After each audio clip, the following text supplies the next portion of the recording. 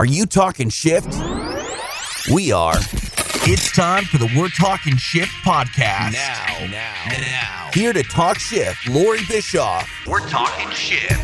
Hello, everyone. I'm Loree Bischoff. Welcome to We're Talking Shift, where my guest du jour and I talk shift because the antidote to feeling stuck begins in our minds with a shift in our thinking. And shifting often means that we have got to take action and go rogue.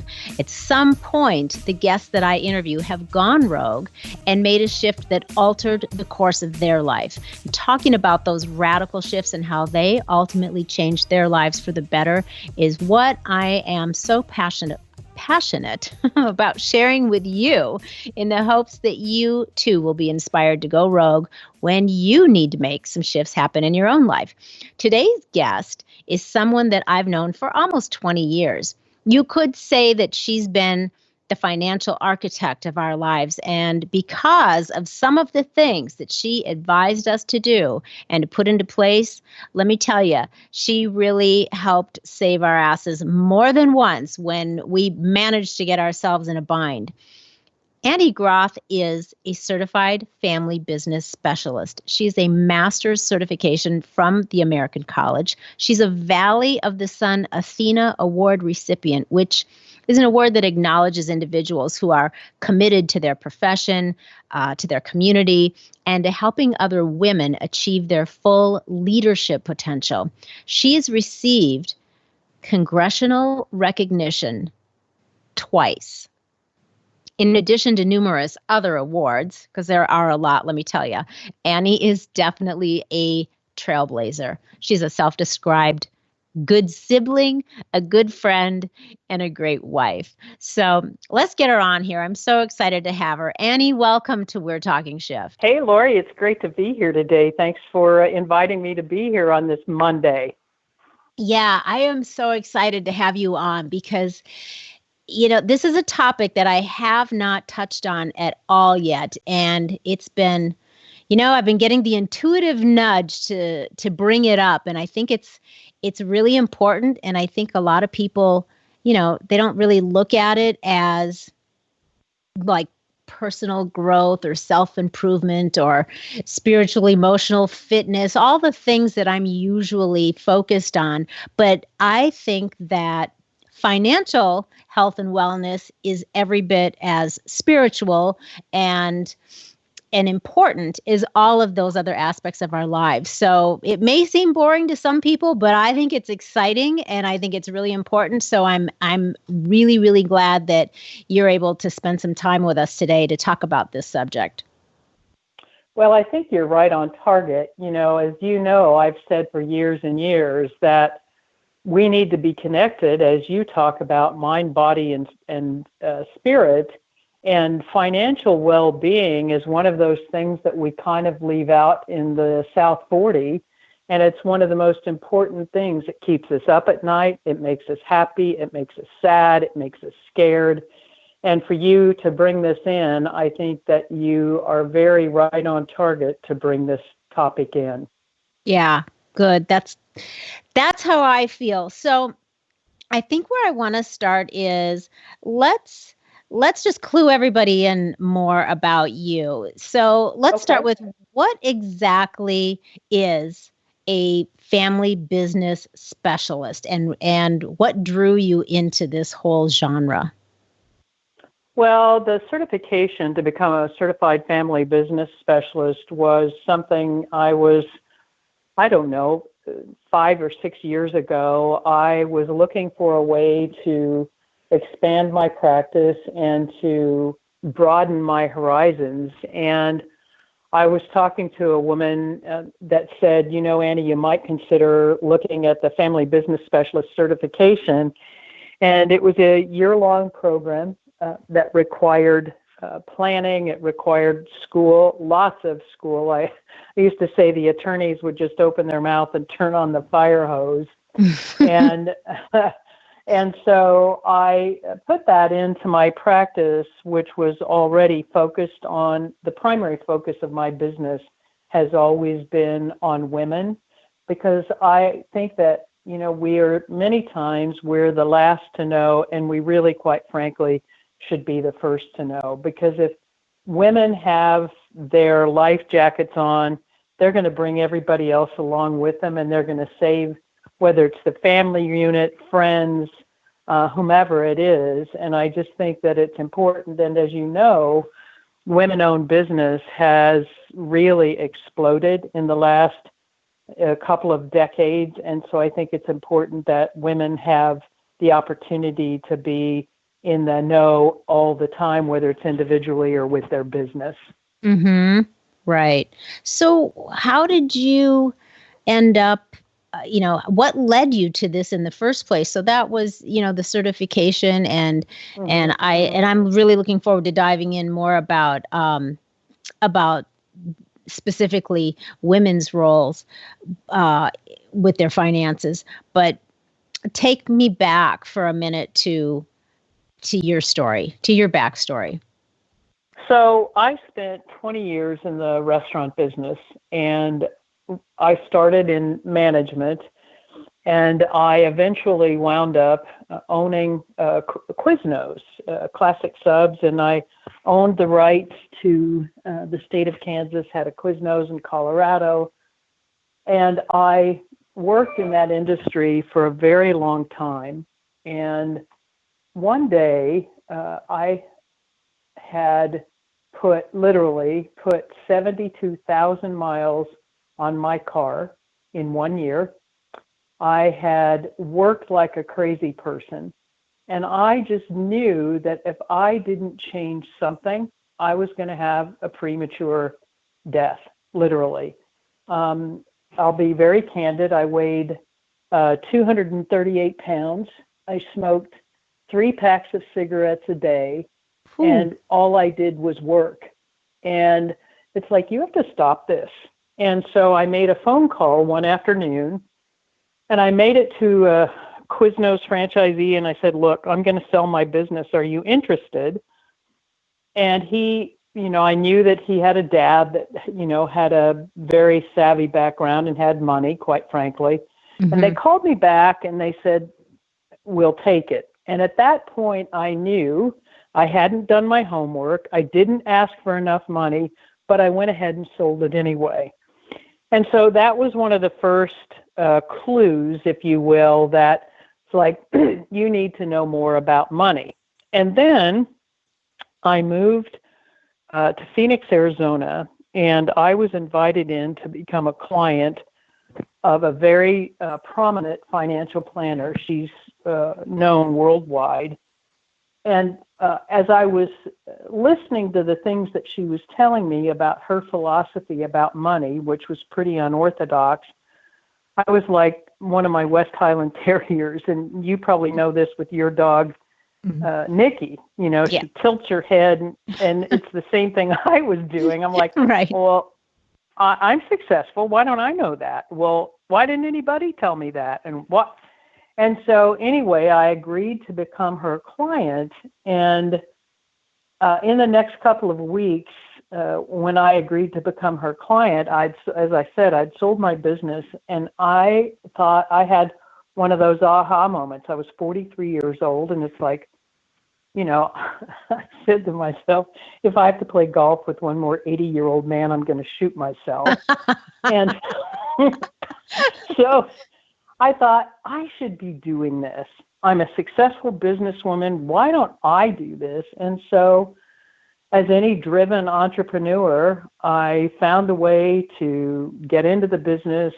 She became my mentor, and, here I am 19 years later. Okay. So you wanted to get into it.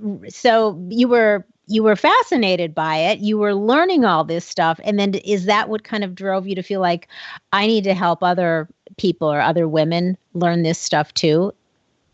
Well, I listened to story after story, and primarily affecting women, whether they were young women, middle-aged, older women who had lost their spouses, their significant others, and the devastation that it caused. Because if you think about it, Loree, there are 3 kinds of knowledge in the world, only 3. And the first one, which is the smallest fraction, is we know what we know, right? Mm-hmm. And then the next one is we know that we don't know. So the example I like to use is, I know that I don't know how to pull somebody's tooth and not make it hurt. I don't know how to do that. Right. But the one that hurts all of us is that we don't know that we don't know. Yeah. And that's what really drove me. And if you think about it, like, for example, when I meet with someone now, whether it's about my car, it's something about, we have a new house, if it's a contractor or whomever it is, if it's something that I don't feel like that I'm an expert in, I ask them, my biggest question, and this is one worth writing down, is, what don't I know to ask you? That's a good one. I'm actually writing that down right now. Right? Because many times we'll walk away from a meeting and say, oh, that was great, whatever it was. And then you walk away, and whether it's your car repair, your money, your health, your whatever, and then you'll go, it's like, well, you didn't tell me that. Well, you didn't ask me. So, yes. Right? I mean, everybody's experienced that. So that's really a great question to ask someone is, what don't I know to ask you? Oh, I love that. I wish I would have known that a long time ago. I think I could have saved myself and my husband several bites in the ass. Yes. Yeah. Okay, that's a good one. So, and one of the other things that was an impetus for me, I was in the waiting room one time waiting for my mentor in the lobby. And I was reading Forbes magazine, and this was back in 2000. I was reading Forbes magazine, and in the front of the magazine, there was an article of how great 401k plans are. And in the back of the magazine, there was an article of how awful they are. But here's the real kicker to that story. They were by the same author. Really? And so, yep. And so, when you think about that, who pays that author to write it? Well, the fund companies do. And so what really made me start thinking about, how do you determine the truth about money? Because everybody's got some sort of bent. That's why that law passed, or tried to pass, a couple of years ago, when Obama was still in office, about, us everybody had to become a fiduciary so that financial planners would do what's best for the client and not what's best for them, the Madoff and all that. Mm-hmm. And, that never came to fruition. And so it was like I was on a mission, and especially, again, to help women. Yeah. So, okay, I have so many questions, but before I move on, Sure. I want Sure. to just take a second, because a lot of people might not know exactly what that means to be a fiduciary. I didn't know until about 4 years ago. I didn't know what that word meant. So let's just define that real quick in case somebody listening doesn't know, and then we'll move on.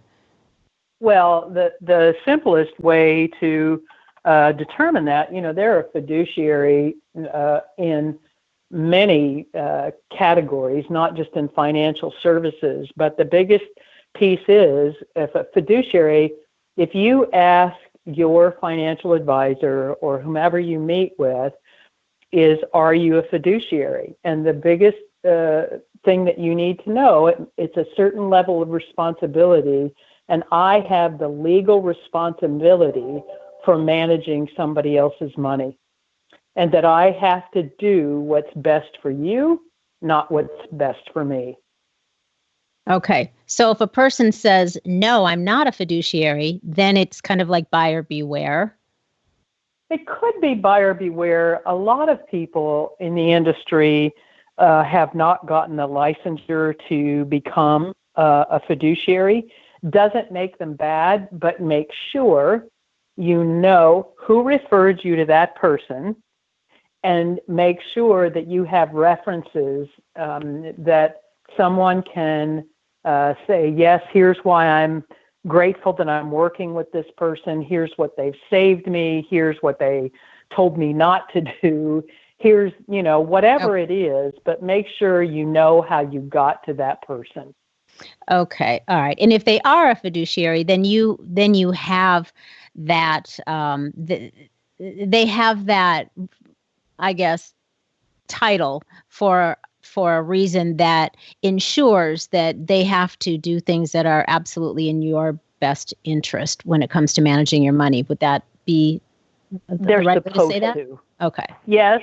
I mean, there are rogues everywhere, and just because somebody has that licensure doesn't mean that, they're not going to be dishonest.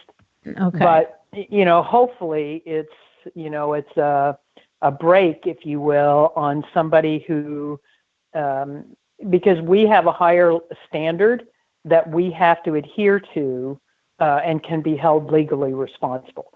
Doesn't mean other people can't. I mean, that's why all of us have to carry what's called E&O insurance. If we make a mistake, which is the error, or if we make an omission, if we forget to tell you something or we don't tell you on purpose, that's why we all have to carry what's called E&O insurance. Okay, got it. That's helpful. Thank you. All right.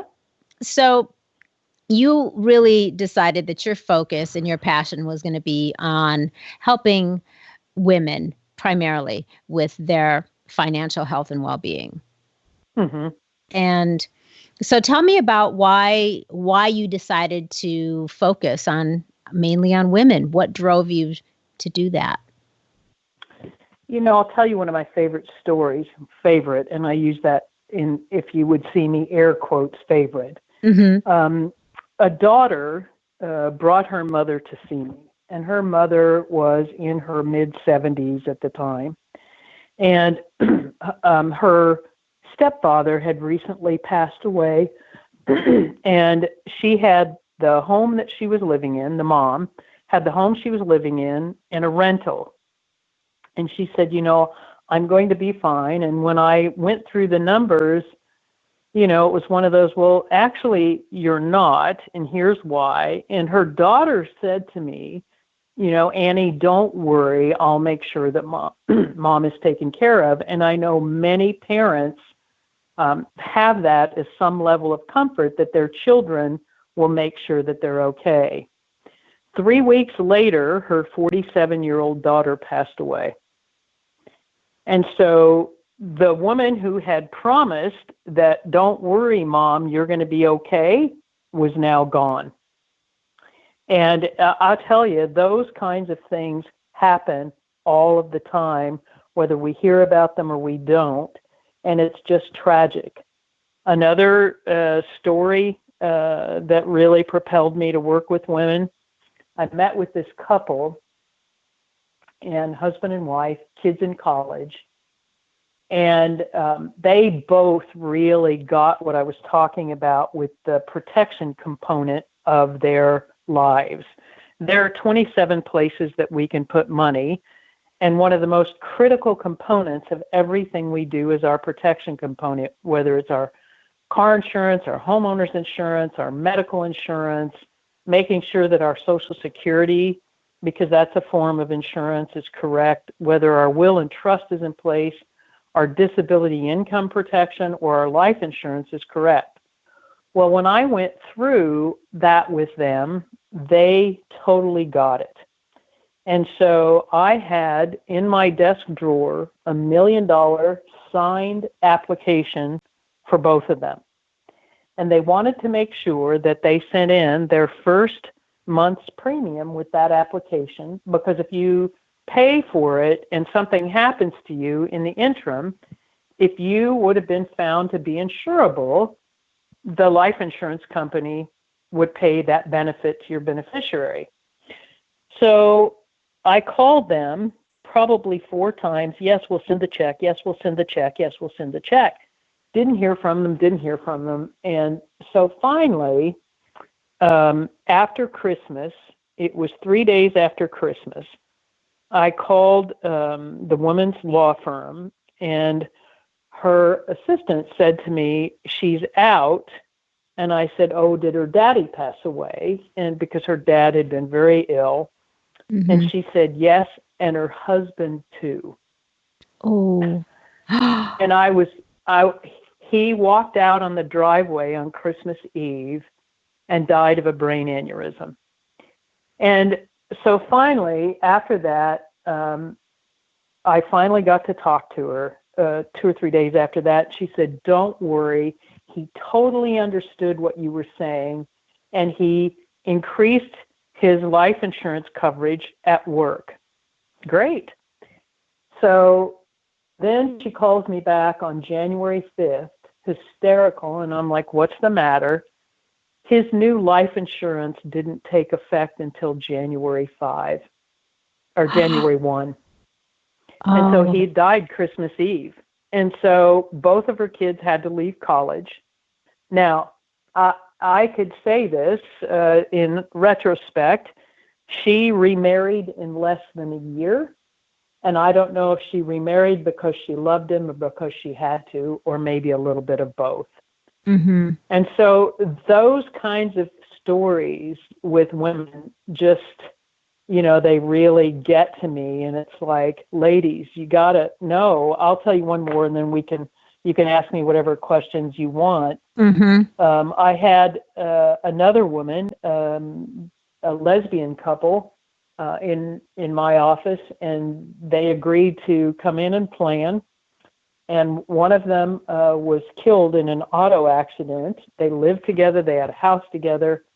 Well, unfortunately, the one who was killed, and they didn't think about it, did not change her beneficiary on her big 401k, did not have a beneficiary on the mortgage on the house. Her ex-husband got everything. And so her life partner, they'd been together for 9 years, was left out in the cold, and there wasn't one single solitary thing that could be done about it. Oh my God. Those kinds of stories are what have led me to really focus on women. Mm-hmm. Okay. So let's talk about that. So you've been doing this now for a long time. And one of the things that I've been wondering, especially now that, my children are grown and they're in their early 30s, and one of them is a daughter. And she's very kind of obsessed, which I think is awesome because I sure wasn't at that age. I was clueless, but she's obsessed with, what do I need to do, to be setting myself up? She's like, how am I going to take care of myself when I retire? She's already thinking about those things now. And, right.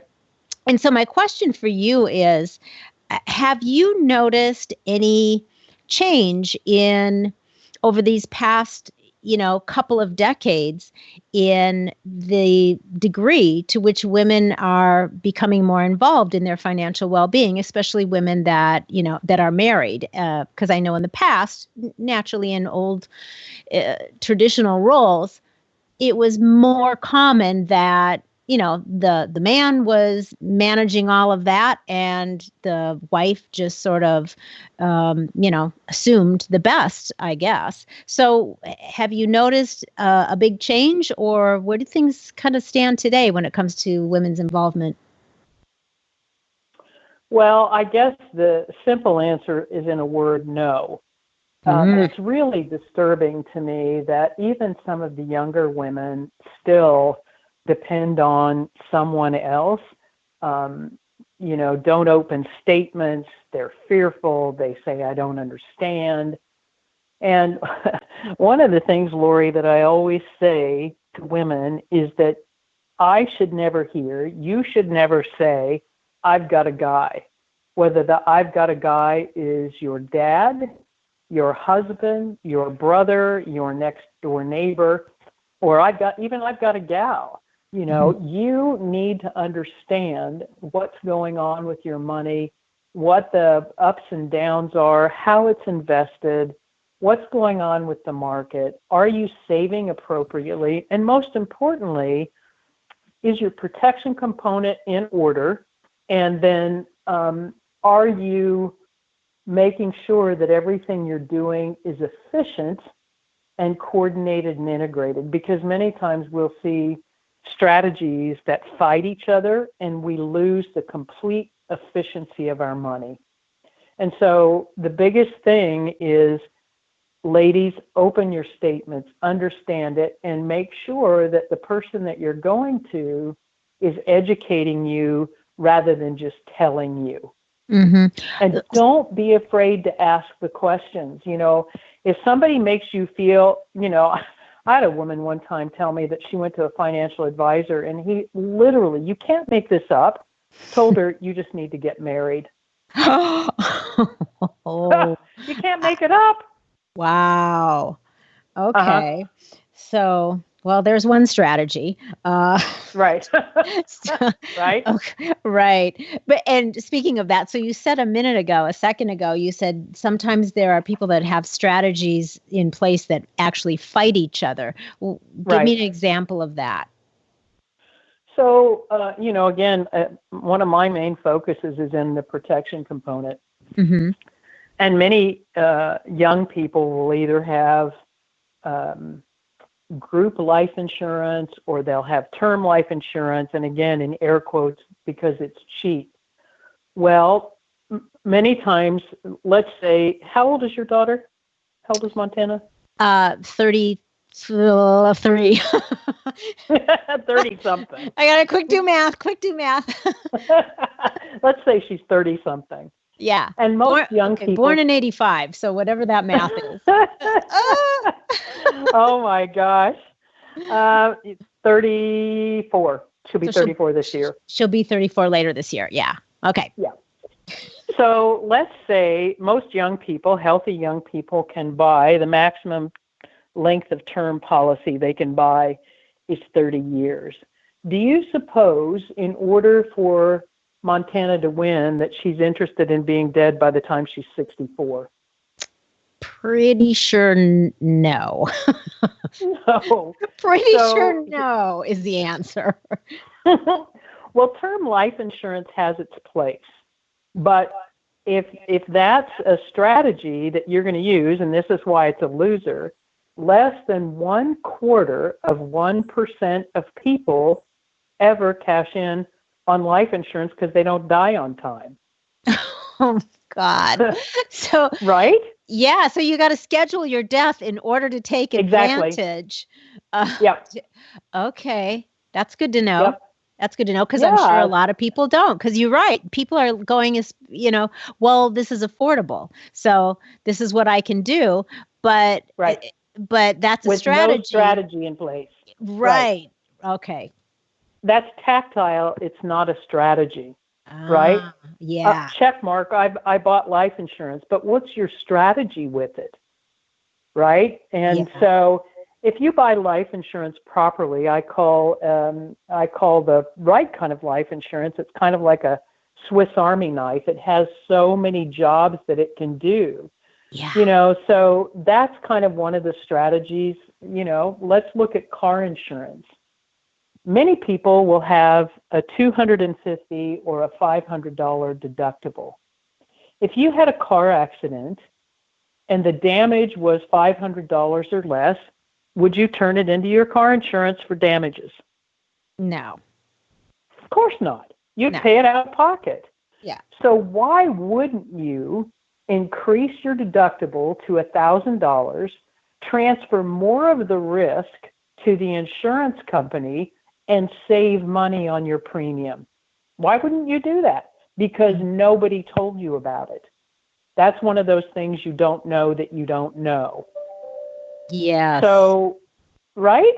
And so I just think it's really important to get your education and don't just, go into somebody's office, whether it's your property and casualty person, your financial advisor, your person at work who's helping you with your 401k, the advisor there, whomever it is, and just shake your head up and down and say, okay, I got it. No, you don't. And make sure they can verify what that they're telling you, because many people will tell you something, but that doesn't mean that it's verified. It's just something they learned and they bought it. Well, how do you know it's the truth? Yeah. Many years ago, and you can put into this category, and I'm going to name names: Susie Orman, Dave Ramsey, Jane Bryan Quinn. Those people, I call them financial entertainers. They're not financial experts. They're financial entertainers, and people put stock in that. Well, when was the last time that, Dave Ramsey used to talk about you could get a 12% rate of return? Well, we have for the last 2 or 3, 4 years since 2009. But in 2009, we had a 42% loss in the market, right? And so I get that, his big deal is getting people out of debt, which I agree with, but you need to make sure that you're doing it efficiently and effectively. Yeah, definitely. I love your what's the word I'm looking for? Like analogy of calling an insurance plan a Swiss Army knife, so that it can do multiple things. And I think I know firsthand how important that is, because, because we've been working together for almost 20 years now. And because of the things that you put in place for us and helped us figure out what was going to work best, when we did hit some speed bumps and screw up, we actually had to pull out one of those little gadgets on that sweet Swiss Army knife, and it saved our asses for sure until we kind of bounced back. So that's a really, really important thing. I think that a lot of people don't know that your insurance isn't like what you were just talking about a few minutes ago. It doesn't have to be just that, like that one size where it's term, you buy it, and then when you die, somebody else gets it. That's not, like you say, not really a strategy. And certainly you're not going to have the benefit of being able to use it in different ways should that need arise, or later on when there's an opportunity for you to use it before you die. Well, yes. And, many people don't understand, if you own life insurance properly, it can be used for college education, and you control it. It's not susceptible to the whims of the market, and you don't have to report it to FAFSA. Everything else that you have in your financial portfolio is reportable to financial aid. Cash value life insurance is not. And I don't know if you remember, Loree. I think, of course we were working together, but back in 2004 when I changed that law in Arizona, to protect cash value inside of life insurance so that it's protected 100% from creditors. Yeah, that was my next question. So let's talk about that for a second. So you actually changed the law to protect 100% of the cash value inside the life insurance and annuities from creditors, because what was it previously? And then tell why that's so significant. So it used to be in the state of Arizona that the cash value inside of life insurance was only protected up to $50,000. And some of these older life insurance policies have hundreds of thousands, if not millions of dollars worth of cash value inside of them. And so imagine if you get into an accident or you do something really ridiculous and you get sued. And so let's say that you have $1 million life insurance policy, and back in the day, and let's say that you had, we'll just say, $200,000 cash inside of it. Well, creditors could be assigned the $150,000, and the cash value that you would have in there would only be $50,000. And so it's really critical, so when I found that out, and then State Senator Gabby Giffords, she and I had a meeting, and she said to me, I'll never forget, she said to me, if you don't like the law, why don't you just come down here and change it? And so I took that challenge on because I realized that people were not hiding money inside of life insurance or annuities to protect them from creditors. But at that same vein, if you had an accident or you got into a lawsuit, I wanted that money to be on the same level playing field as your 401k, because the money in a 401k is protected from creditors. In the state of Arizona, I don't know how many people know this, but in your home, the equity in your home is only protected up to $150,000.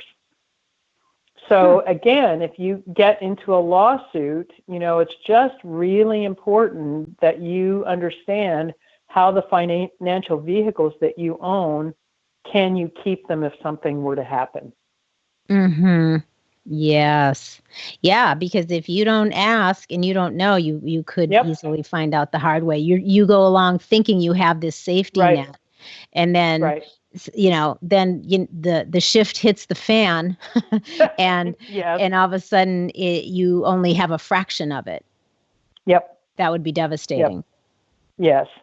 Mm-hmm. The same thing on. I'll just go to one more point that's critically important, well, maybe two more, in the protection component, your Social Security statement. They quit mailing those out as a money savings, and everybody on their birthday every single year should go to www.ssa.gov and print out their Social Security statement. Why? Because if there's a mistake on your income on there, you only have 3 years to correct it. So it's really vitally important that is it correct? Many people also don't know, and who knows when the law will change or the ages will change. But if you don't start collecting benefits until age 70, you'll get a 32% increase in your income. So again, it's so critical to talk about strategies rather than just piecing something together and making sure, when should I collect mine? Should I wait? What should I do? And it's just really important. Mm-hmm. Divorcees, if they were married for 10 years and have been divorced, when they get to be of age, they can still collect 50% of their ex-husband's benefit. Doesn't affect his or hers, but you can still collect 50% of that benefit. So it's really important that you understand that. And then lastly, especially for, like people, Montana's age, so many of those kids will become too sick or hurt to go to work. And if they don't have a paycheck tomorrow, what's going to happen? Yeah. So disability income protection is really, really important. Okay. So what, I'm trying to decide if I want to talk about money mistakes or ask you if life insurance loans, what about that? What is that all about? And are they good or bad? Well, the most important thing when we borrow money from any source is that we pay it back.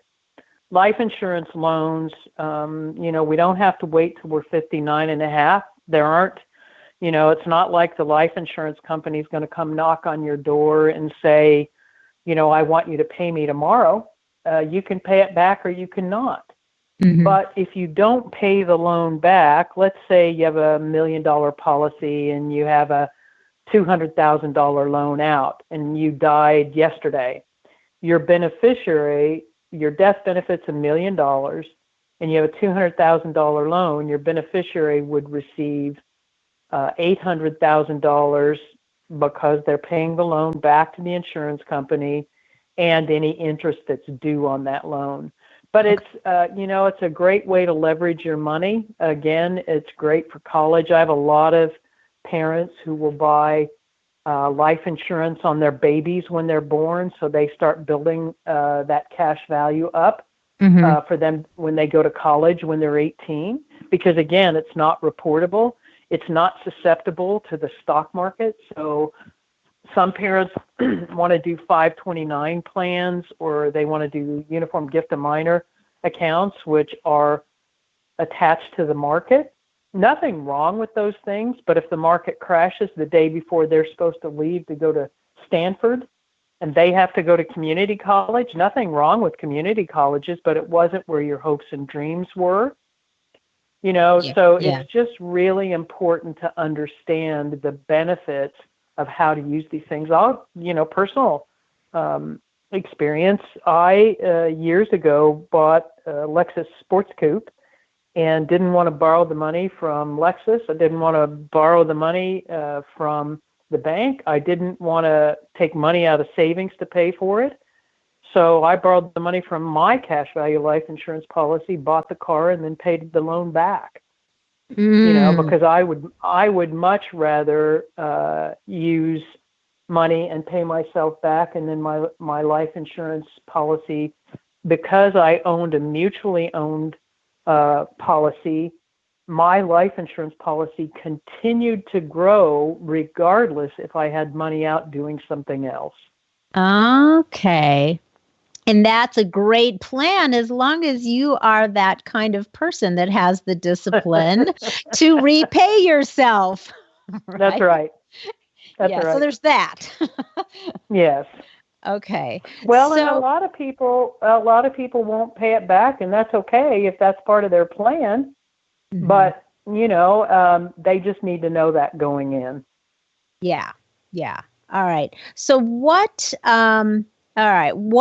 would be the advice that you would give for younger people, like in their 20s and 30s, so that, they're making some money, they may not be rolling in it yet, but they're making an income? What would you say is a great way for them to start out that's not going to, really, really be hard for them financially to manage? Two things. The first thing, none of us know if we're going to be insurable 5 minutes from now, let alone tomorrow. So go buy what's called your human life value worth of life insurance and buy that life insurance that I just talked about, the term.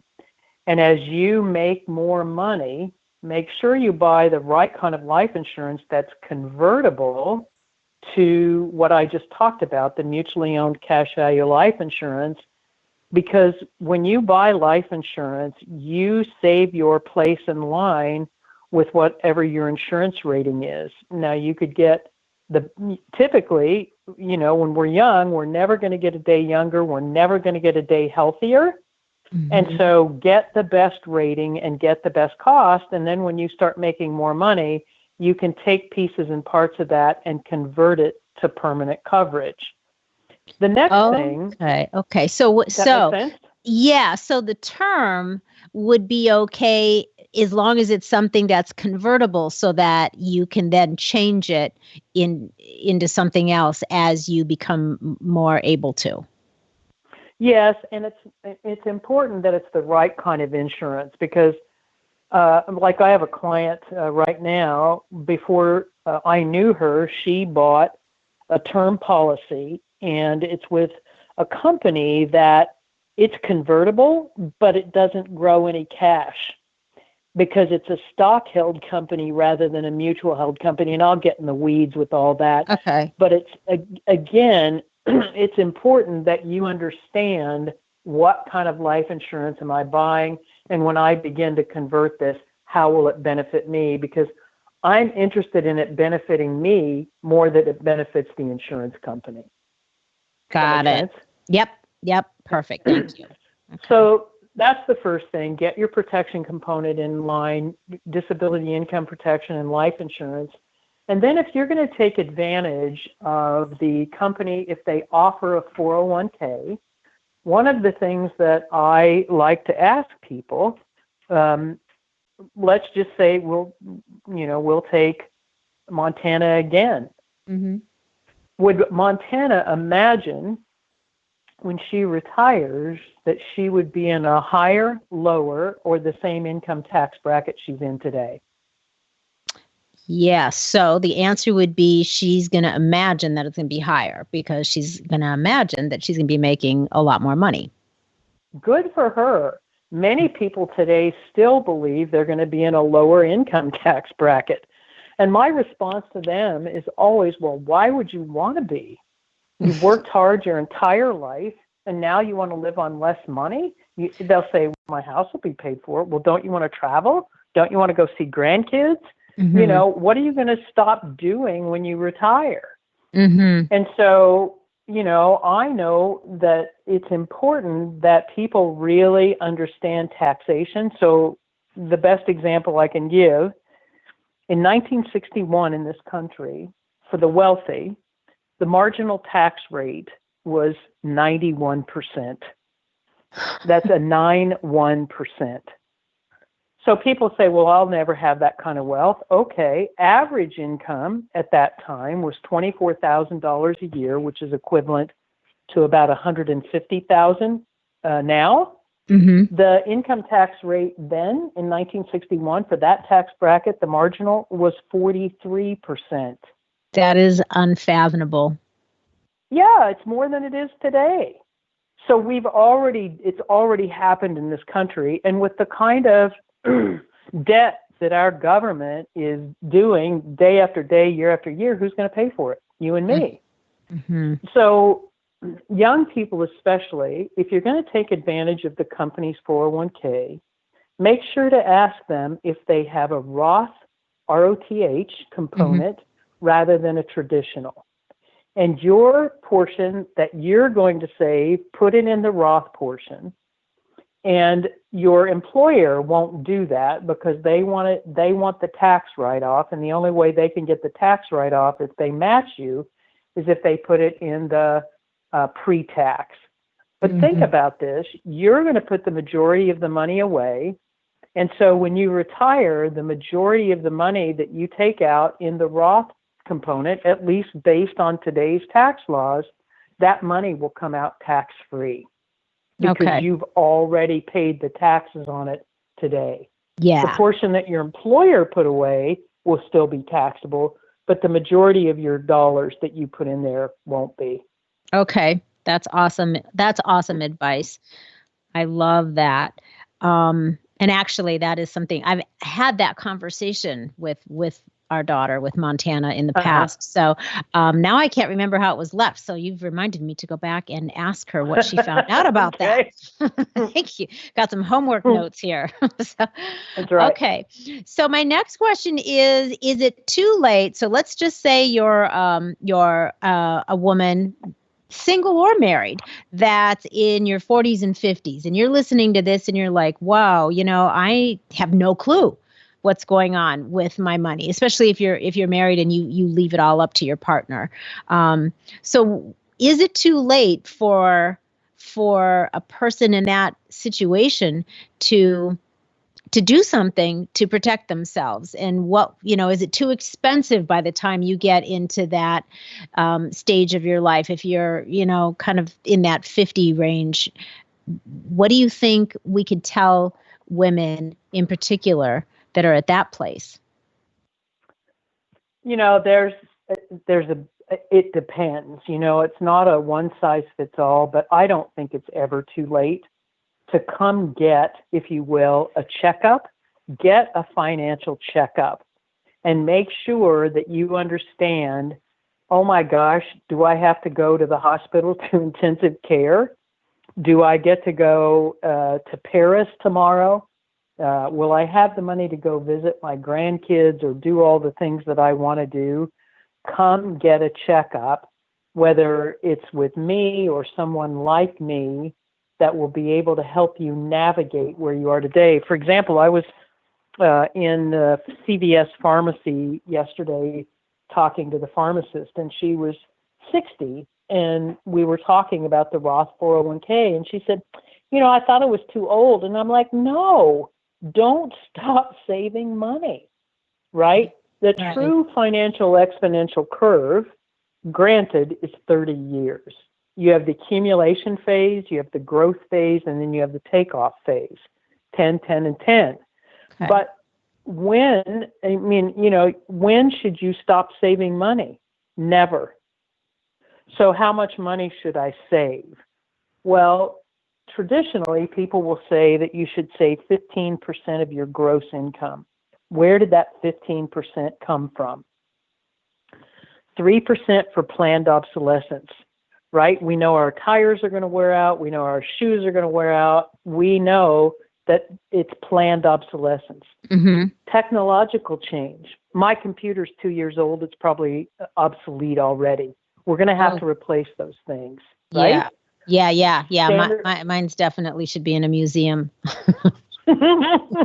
Well, standard of living. We want to keep our standard of living. So 3% for standard of living, 3% for inflation, and 3% for taxation. That is the bare minimum that, that we should save. There was a book written by George Clason in the 40s called The Richest Man in Babylon. Mm-hmm. He talks about that you should save 30% of your gross income. And I have a friend who is a self-made millionaire, and she said to me, I didn't do anything special. I just saved 50% of everything I ever earned. Wow. Right. So your number is somewhere a minimum between 15 and as much as you can of your gross income, and pay yourself first. Pay yourself first, which means... So let's say that you get a check, and let's say that your gross income, I'll just use an easy number because it's, the number's easy and math is easy. Let's say that you make $100,000 a year. And if you're going to save 15% of that, the minimum, that means you should pay yourself $15,000, right? Okay. Or so $15,000 every single month, you should be saving $1,250 before anything else. Okay. Right? Okay. Yeah. Right? I see it. Makes sense? Yes. Yep. Yeah. Okay. That's really good advice. Again, there's where the discipline comes in. That's it. You have to do it though if you're concerned about your financial health and well-being down the road. And yeah, so let's just go into a couple real quick money mistakes, because I see you post these awesome money mistake posts on LinkedIn all the time. And so I grabbed a couple of them that I think, so many people can relate to. So the first money mistake that people make, I think it was your number 2, spending more than you make. Right. That's kind of the American way. Well, right? Yes, and the problem with spending more than you make, most people don't really understand that. And why don't they understand that? Because they don't have a budget. Mm-hmm. And so budgets are not some arbitrary form of, oh, that'd be a good idea, right? Mm-hmm. So you should know, should you spend 25% of your income on your housing? Should you spend 15% on your savings? So if we're at 40% already, what are we going to do with the rest of the 60? So you should have an idea. There's a great tool, mint.com. If you want to take the time to set that up, it's a great way to help you budget your money. Oh, okay. That's interesting. I made a note. All right. And then number 10 was not planning for money mistakes, not planning for irregular expenses. I'm sure you've heard it on TV. This is so disheartening. Most families in this country cannot pay for a $400 emergency. Yeah. The number one reason for medical or for bankruptcy is medical bankruptcy. So those kinds of things, if something happened, you ran over some spikes and you had to replace all 4 of your tires, which would probably, cost you between $500 and $600. Oh, yeah. Yeah. Right? Yeah. So those, your child gets sick, you get sick. Would you have the money to pay for that? Okay. So there's no cushion there. There's no extra fund for that kind of thing. Right. Okay. Right. All right. Money mistake. And then I pulled out number 12. Having too many never-ending payments. Right. So what do we We what do lose mean the by that? we lose the efficiency of our money, and the efficiency of our money is the most important thing that we can all do.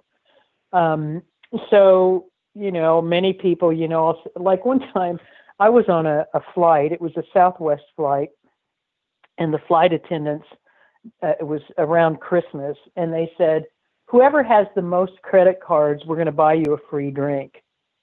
And this woman literally had 42 credit cards, right? Wow. So can you imagine? So my question was, did her husband know? Did he fall over? Whomever, that she's responsible to, financial infidelity is something that hurts us all. If we're in a relationship and we're not truthful about our money, it's not good for anybody. And it will lead to the destruction of a relationship.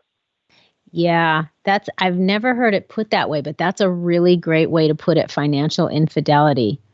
That frames it up in a different way. Yep. Secrets, the secrets keep us sick. Mm-hmm. And Excellent. afraid, it's my, I'll say one more thing and then we can go wherever you want to. But so many women, especially men too, they just don't talk about it as much. They're in fear. And there's an acronym for that I think is really important for people to understand. And the acronym for fear is false evidence appearing real. Mm-hmm. I've told people for many years, we all make stuff up and then we make it be true. And I have a box full of gold medals of stuff that I've made up to make be true. And it's just not. So we need to make sure we're not making stuff up. And one of the biggest questions we can ask ourselves when we start to do that, is it true? Yep. And if we can answer that, then we're miles and miles and miles ahead. I agree. We work with that particular theory acronym a lot in coaching because that just applies to so many things. I think you're spot on with that. Yep. Okay, last one of the money mistakes, and I know there are a lot more because I think the last one I looked at was like number 49. So we're going to stop at number 31 here. Okay. Paying the wrong debt first. Many times people will, I want to pay my house off. I want to pay my house off. I want to pay my house off. Mm-hmm. Rather than, so you've got an interest rate on your house of, let's say, 4%, but yet you've got a 27% credit card. The minute that credit card, the 27% is paid off, you're making 27% on your money. So your home, with the lowest interest rate, is something that you can afford to take your time on, but that 27% that you're paying is just eating the efficiency of your money every single minute. So pay off the high interest rate stuff first. Okay. Pay that off first. Yeah, because it's such an inefficient use of your money. Okay. Yep. Got it. Okay. Annie, what is your going rogue story? Oh, when you're my age, you've got about 79 of them. Pick your favorite. It's interesting. I alluded to it when we first started talking earlier, and staying in the restaurant business and doing what I did, and what I was doing to myself, really lent me to, you have to stop. I had watched a movie called All That Jazz. And it was the story about Bob Fosse's life. He was a famous choreographer. And he partied hard, played hard, drank hard, drugged hard, did all of that. Now, I wasn't doing all that. I was just working from sunup to way past sundown. And I told you how much I weighed. I told you how much I was smoking. Mm-hmm. But he used to, in the morning, he would look himself in the mirror, and while he was putting Visine in his eyes and a cigarette hanging out of his mouth, and he would look in the mirror and he would say, "It's showtime." One morning, I was getting ready, and I was putting Visine in my eyes because I hadn't had enough sleep. The cigarette wasn't hanging out of my mouth, but it wasn't very far from me. And I looked in the mirror and I said, "It's showtime." And in that instant, it was the universe telling me, "Annie, you're going to die if you don't change something." So as I told you, I sold my business. I started exercising, and my exercise was walk down to the end of the block with my two little sweet dogs. Uh-huh. And then, I kept that up, and then I got into this business, and then I was fortunate enough, I decided at age 50, I would start doing triathlons. Oh. And so, obviously I'd quit smoking. I had quit smoking. I lost weight. So I started doing triathlons, and I am happy to say in one of the triathlons, for my age group, I came in first. Nice. Since then, right? Since then, I've hiked the Grand Canyon from rim to rim. I'm doing a pilgrimage in Spain that is 560 miles long. I've completed 400 miles of it. Mm-hmm. Last year, I take that back, the year before, I walked 160 miles of it, including walking over the Pyrenees from southern France into northern Spain. And so my going rogue was like, you got to do something different or you're going to die. Well, whether you've got to do something different financially or you've got to do something different for your health, you've got to do something different for a relationship that is toxic, whatever it is, you have to take the first step. I always like to tell people, I know I need to lose weight. I know I need to save more money. I know I need to get a better job. Well, here's the thing. Knowing is not doing. We have to take that first step. And so that's what I did. I bought my first step that I took was, walking my little dogs to the end of the block. And then I bought a bicycle, and then one thing led to the next. And here I am today. Yeah. Amen. Yes. You are a rock star. I knew that you were doing, I knew you were doing triathlons. I mean, because, we've known each other for a while, but yes. I had no idea about that moment, and the shape you were in before, yes. with the weight, yep. and the smoking and all of that. So I had no idea what your journey was to, become capable of doing a triathlon. So my hat is off to you, lady. Thank you. That's awesome. Thank you very much. I appreciate that. Yes.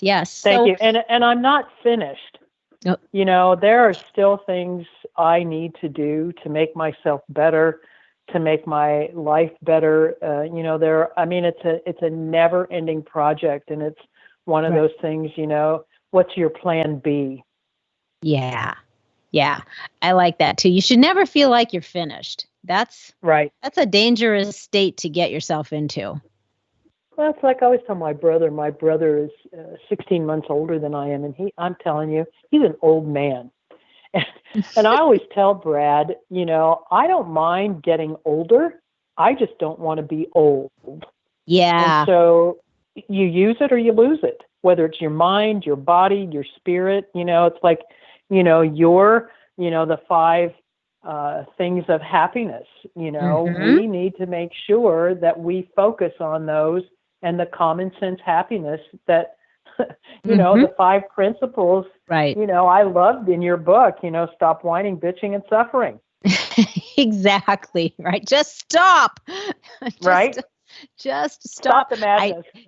I know. It's when somebody, especially somebody like my age, or even worse, somebody younger, says, "Oh, this getting old sucks," or "I feel I'm getting old," and I just look at them and I do like a little air slap across the face and goes, I'm like, "Shut up," Right. snap Right. out of it. I don't Right. want to hear that. You can say you're getting older, because that is Right. not the same as getting Right. old. Two very No, different things, my friend. So yeah. completely. Yeah, exactly. I love it. Yep. Yep. So Annie, where can our listeners find you in case somebody wants to contact you to have you help them get their financial shift together?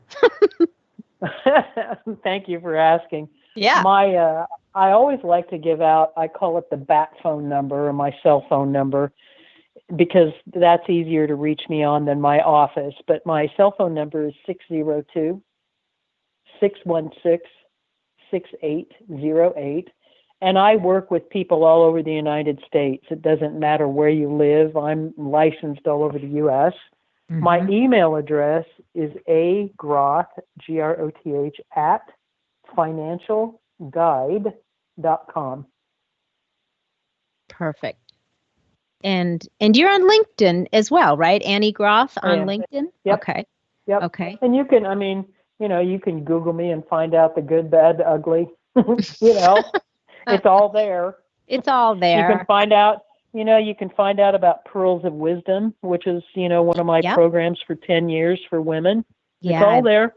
I love that program. Thank you. Yeah. And aren't you on Instagram as well? Only personally and very Okay. minimally. Okay, so not a not for lot there. business. Not for business. No. Gotcha. Nope. All right. Okay, so my last question. Let me Go Let me ahead. just tell you one more thing. I Yeah. do have Pearls of Wisdom AZ is on Facebook.